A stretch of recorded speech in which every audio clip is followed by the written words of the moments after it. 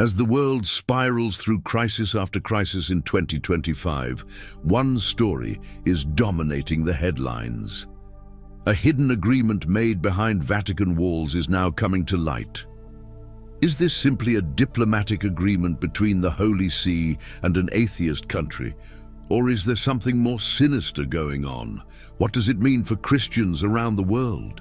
Is this part of the plan laid out in the book of Revelation? It all began when the current Pope Francis made a surprise visit to meet with Chinese President Xi Jinping.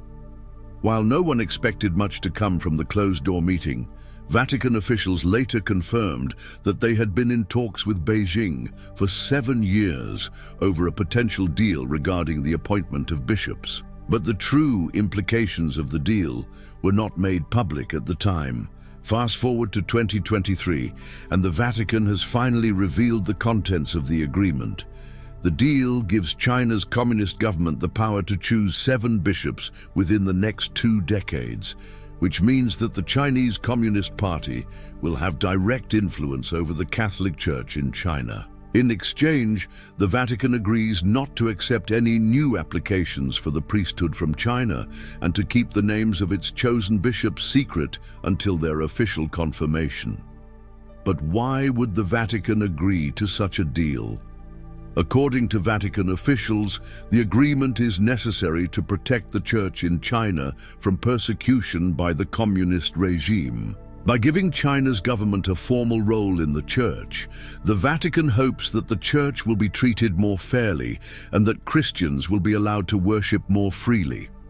However, critics argue that the opposite will happen and that the Chinese government will use its influence to tighten its grip on the Church and force it to become more subservient to the state.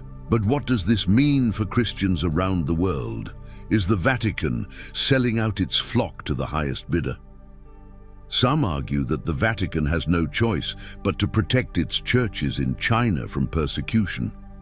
Others argue that the Vatican is sacrificing its principles and compromising its mission in order to maintain a good relationship with China, a country that sees the Church as a threat to its authority and has been persecuting Christians for years.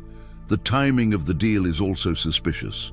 With so much turmoil in the Middle East and with the rise of ISIS and other radical groups, many worry that the Vatican is abandoning its flock in the region and siding with the very people who are persecuting them. This is especially worrying given that the Middle East is home to some of the holiest sites in Christianity.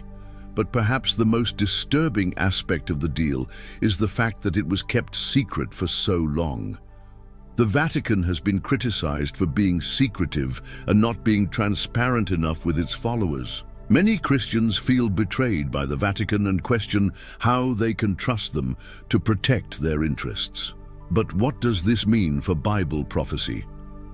Some believe that the Vatican's deal with China is a sign of the times and that it is mentioned in the book of Revelation. Revelation chapter 17 verses 15 says, "Then the angel said to me, the waters you saw where the prostitute sits are peoples, multitudes, nations, and languages." It is significant that the angel refers to the prostitute as sitting on many waters, which could be interpreted as a reference to a large number of people or a large area. The woman is described as having great power and being drunk with the blood of the saints and with the blood of those who have testified to Jesus. Some believe that the woman in Revelation 17 could be a symbol of the Roman Catholic Church.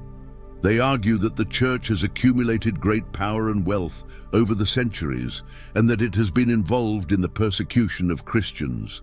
However, others argue that the woman in Revelation is not the Church, but rather a false church, a counterfeit of the true Church that will emerge in the last days.